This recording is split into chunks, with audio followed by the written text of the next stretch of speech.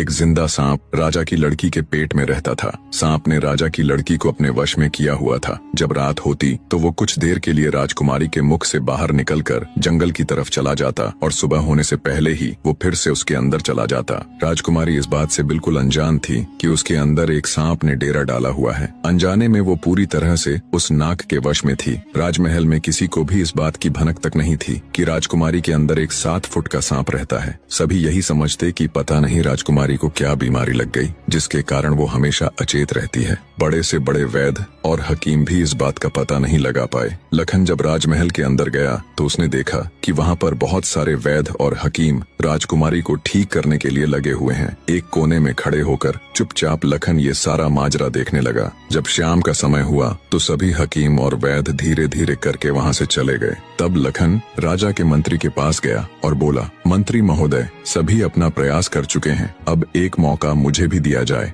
लखन की बात सुन मंत्री उसे अपने साथ ले राजा के पास जाता है और लखन का प्रस्ताव राजा के सामने रखता है। बेचारा हर तरफ से निराश हो चुका राजा एक बार अनमने ढंग से लखन की तरफ देखता है, फिर दुखी मन से कहता है, बताओ तुम मेरी बेटी का इलाज किस प्रकार करोगे। लखन राजा को प्रणाम कर बोला, महाराज, मुझे एक रात अपनी बेटी के साथ ठहरने की इजाजत दीजिए, तभी मैं किसी नतीजे पर पहुंच सकूंगा। एक बात और महाराज, मैं बिल्कुल एकांत में राजकुमारी के साथ रहना चाहता हूँ, तभी मैं अच्छे से ध्यान लगाकर राजकुमारी जी की बीमारी का पता लगा पाऊंगा। लखन की आत्मविश्वास भरी बातों से राजा के मन में हल्की सी उम्मीद जागी। उसने लखन को रात में राजकुमारी के साथ एकांत में रुकने की इजाजत दे दी। राजा की इजाजत मिलते ही लखन राजकुमारी के कक्ष में गया और उससे कुछ दूर एकदम चुपचाप बैठकर उसे देखने लगा। जैसे ही रात के 12 बजे का समय हुआ तो अचेत अवस्था में पड़ी हुई राजकुमारी के मुंह से सांप बाहर निकला और महल के परिसर से होता हुआ जंगल की ओर चला गया। ये सब देख लखन दंग रह गया। वो बिना कुछ हरकत किए चुपचाप वहीं बैठा रहा। जब रात का आखिरी पहर खत्म होने को आया तब वो सांप वापस लौटा और राजकुमारी चंद्रकला के मुख से होता हुआ पूरा उसके अंदर समा गया। दम साधे लखन ये सारा माजरा देखता रहा। सारा माजरा देख उसे समझते देर न लगी कि राजकुमारी की सारी बीमारी की जड़